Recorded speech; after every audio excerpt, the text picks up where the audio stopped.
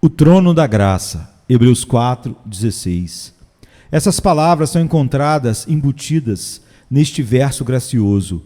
Cheguemos, pois, com confiança ao trono da graça, para que possamos alcançar misericórdia e achar graça, a fim de sermos ajudados em tempo oportuno.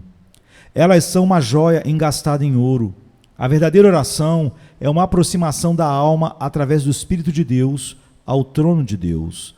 Não é a pronunciação de palavras, não é somente o sentimento de desejos, é a progressão dos desejos a Deus, a aproximação espiritual da nossa natureza ao Senhor nosso Deus. A verdadeira oração não é um mero exercício mental, nem uma performance vocal, mas é muito mais profundo do que isso. É a transação espiritual com o Criador do céu e da terra. Deus é espírito invisível aos olhos mortais e apenas pode ser percebido pelo homem interior. O nosso espírito dentro de nós, gerado pelo Espírito Santo em nossa regeneração, discerne o grande Espírito, comunga com ele, lhe dirige seus pedidos e recebe dele respostas de paz. É um negócio espiritual do começo ao fim. Sua intenção e objetivo final não é para o homem, mas a chegar-se a Deus. Para tal oração é necessária a obra do Espírito Santo. Se a oração fosse de lábios somente, nós precisaríamos apenas da respiração em nossas narinas para orar. Se a oração fosse de desejo somente, muitos excelentes desejos são facilmente sentidos, até mesmo por homens naturais. Mas quando é o desejo espiritual e a comunhão espiritual do espírito humano com o grande Espírito, o Espírito Santo deve estar presente em absoluto. Ele deve dar-lhe sua vida e poder, ou então a verdadeira oração nunca será apresentada. A coisa oferecida a Deus usará o nome e terá a forma, mas a vida interior de oração estará muito longe disso. Além disso, é claro, a partir da coleção do nosso texto, que a interposição do Senhor Jesus Cristo é essencial à oração aceitável.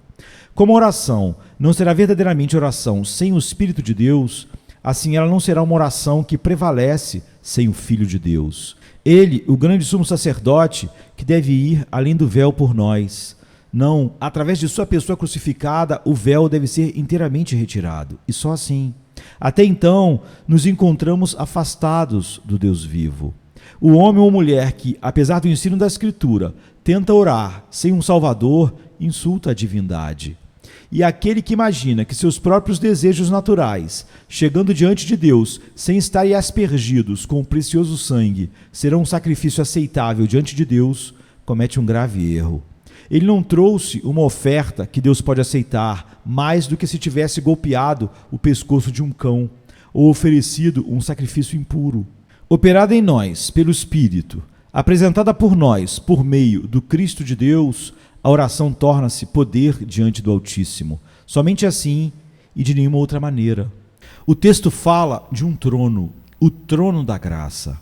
Deus deve ser visto em oração como nosso Pai, que é o aspecto mais querido por nós.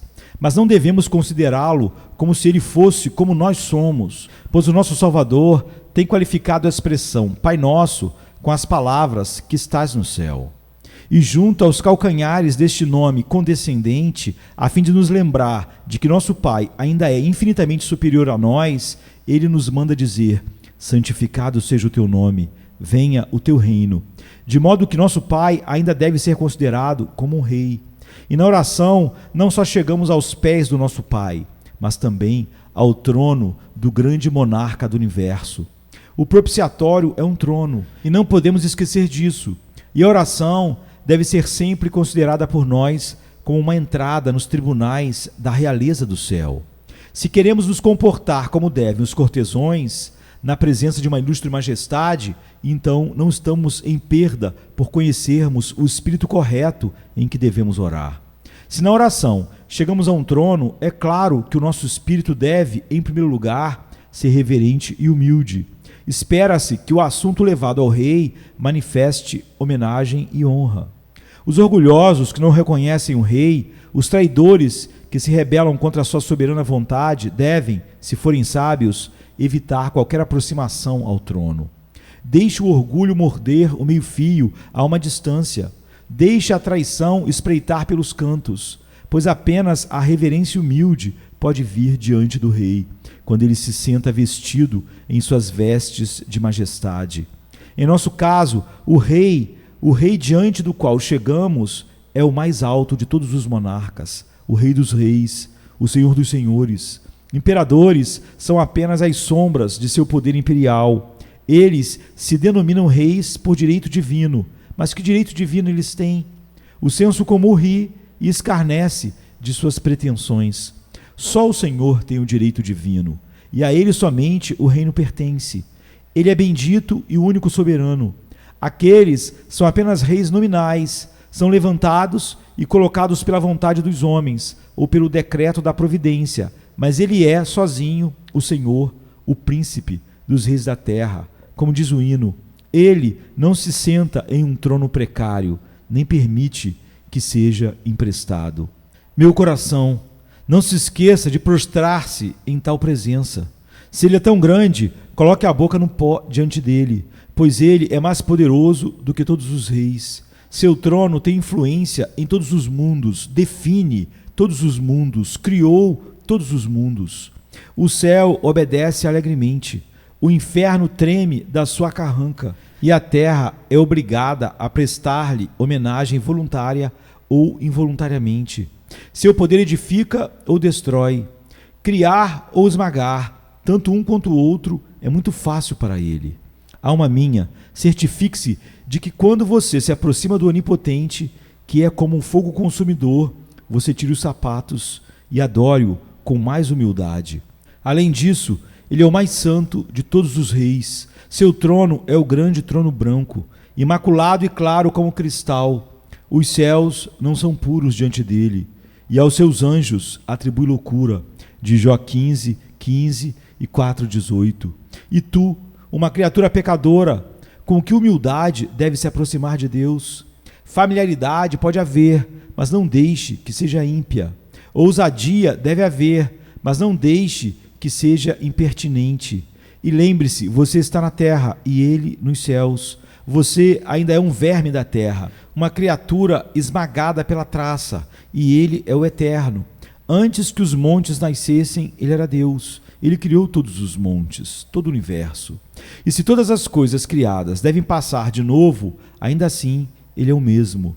Meus irmãos, eu tenho temor de que não nos curvemos como deveríamos diante da majestade eterna. Mas a partir de agora, vamos pedir ao Espírito de Deus para colocar-nos em um bom estado de espírito, para que cada uma de nossas orações seja uma aproximação reverente à infinita majestade nas alturas. Há um trono e, portanto, em segundo lugar, devemos nos aproximar com gozo devoto. Se eu me encontro favorecido pela graça divina e estou entre aqueles benditos que frequentam seus átrios, não hei de sentir prazer. Eu poderia estar em sua prisão, mas eu estou diante do seu trono. Eu poderia ter sido expulso da sua presença para sempre, mas é-me permitido aproximar-me dele, até mesmo em seu palácio real, em sua câmara secreta e graciosa audiência.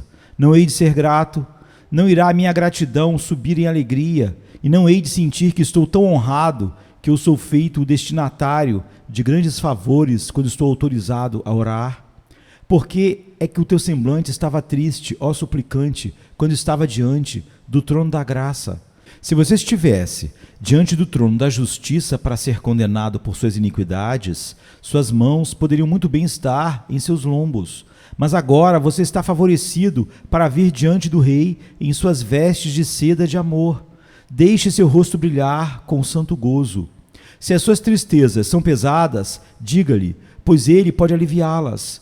Se os seus pecados são multiplicados, confesse-os, pois ele pode perdoá-los. Ó vocês cortesões dos salões de tal monarca, exultai e misturem louvores com suas orações.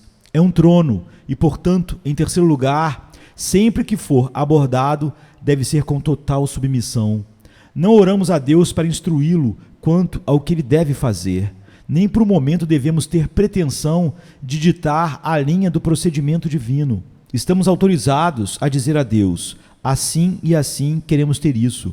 Mas temos de acrescentar cada vez mais, mas vendo que somos ignorantes e podemos estar confundidos, vendo que ainda estamos na carne e, portanto, pode ser causado por motivos carnais, não como nós queremos, mas como tu queres. Quem deve ditar no trono? Nenhum leal filho de Deus, por um momento imagina que ele deve ocupar o lugar do rei.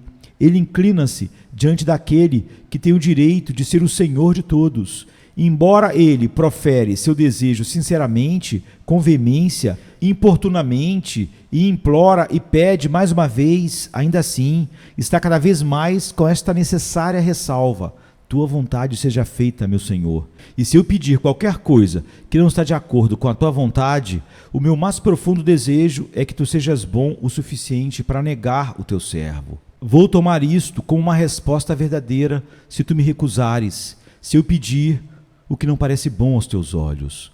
Se fôssemos constantemente lembrados disso, eu penso que seríamos menos inclinados a pleitear determinadas solicitações diante do trono, pois sentiríamos: estou aqui em busca da minha própria vontade, conforto e proveito, e talvez eu possa estar solicitando aquilo que desonraria a Deus, portanto falarei com a mais profunda submissão aos decretos divinos.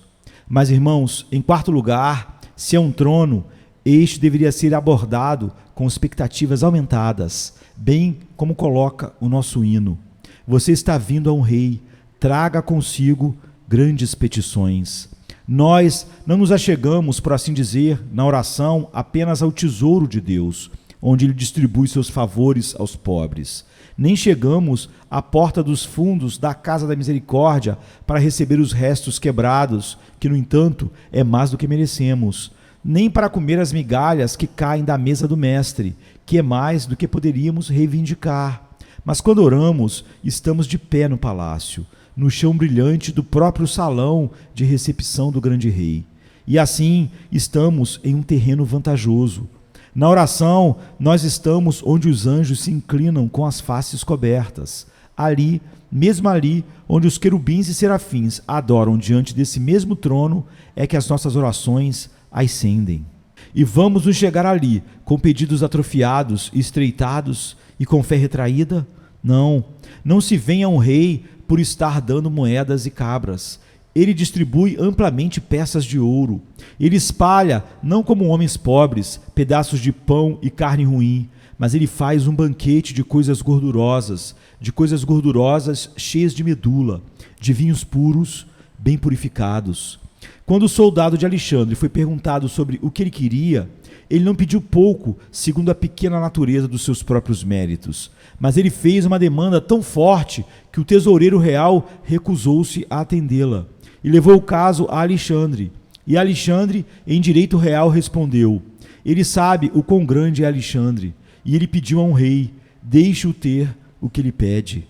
Acautelai-vos de imaginar que os pensamentos de Deus são como os vossos pensamentos, e os seus caminhos como os vossos caminhos.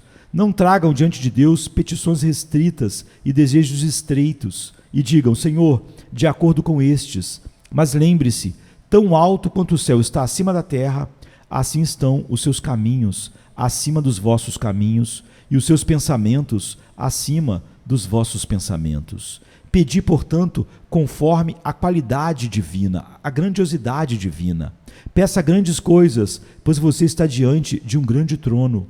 Que sempre sentíssemos isso quando nos achegamos diante do trono da graça, pois então Ele faria por nós muito mais abundantemente, além daquilo que pedimos ou pensamos. E, amado, posso acrescentar, em quinto lugar, que o espírito certo para se aproximar do trono da graça é o da firme confiança. Quem duvidaria do rei? Quem se atreve a contestar a palavra imperial?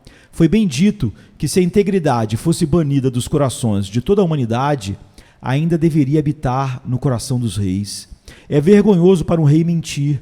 O mendigo mais pobre das ruas é desonrado por uma promessa quebrada. Mas o que podemos dizer de um rei se sua palavra não pode ser acreditada? Que vergonha para nós se somos incrédulos diante do trono do Rei do céu e da terra. Com o nosso Deus diante de nós, em toda a sua glória, sentado no trono da graça, se atreverá o nosso coração a dizer que desconfia dele? Vamos imaginar ou que ele não pode, ou que não cumprirá a sua promessa?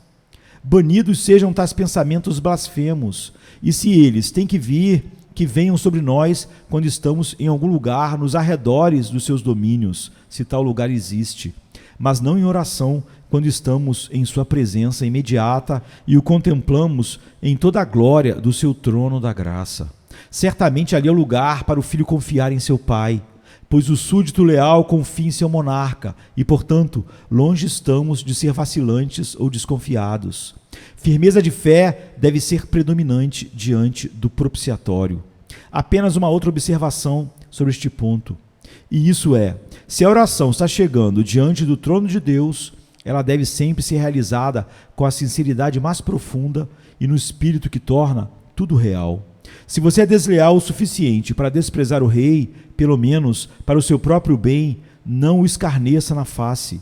E quando ele está em seu trono, se você ousa repetir palavras sagradas em qualquer lugar, de modo insincero, não deixe que seja no palácio de Jeová. Se uma pessoa pede uma audiência com a realeza e em seguida diz: eu nem sei porque eu vim, eu não sei se eu tenho algo muito especial para solicitar, eu não tenho nenhum processo muito urgente a pleitear, ele não seria culpado por tanta loucura e baixeza?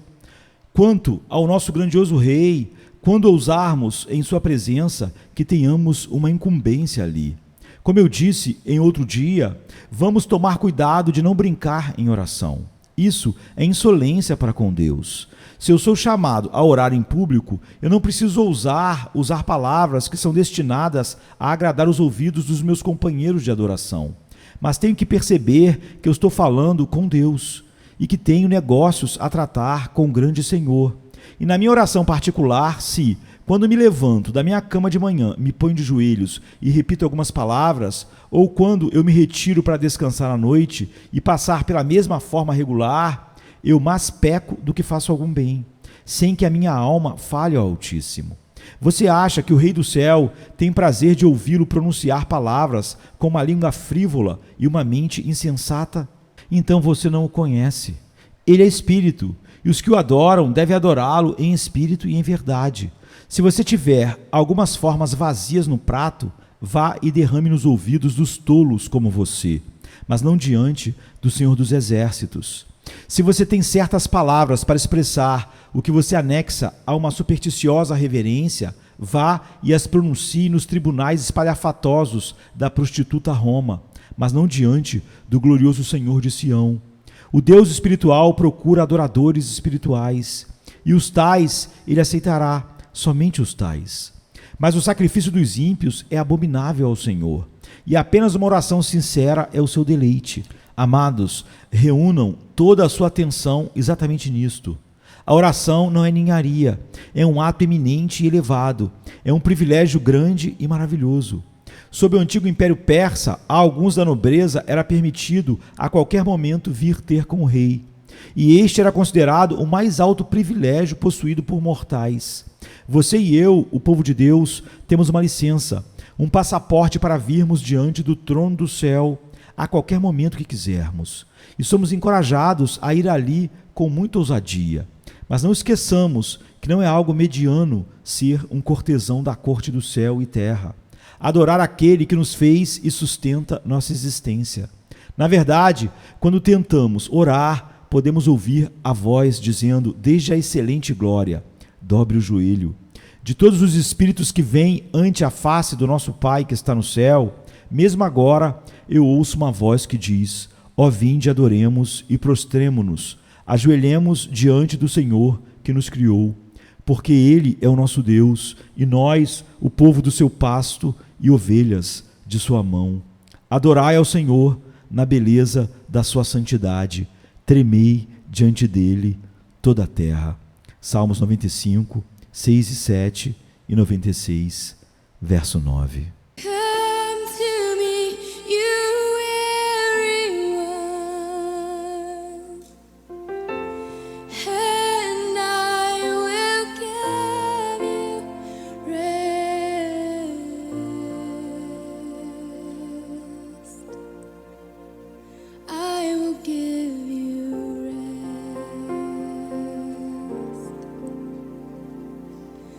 Come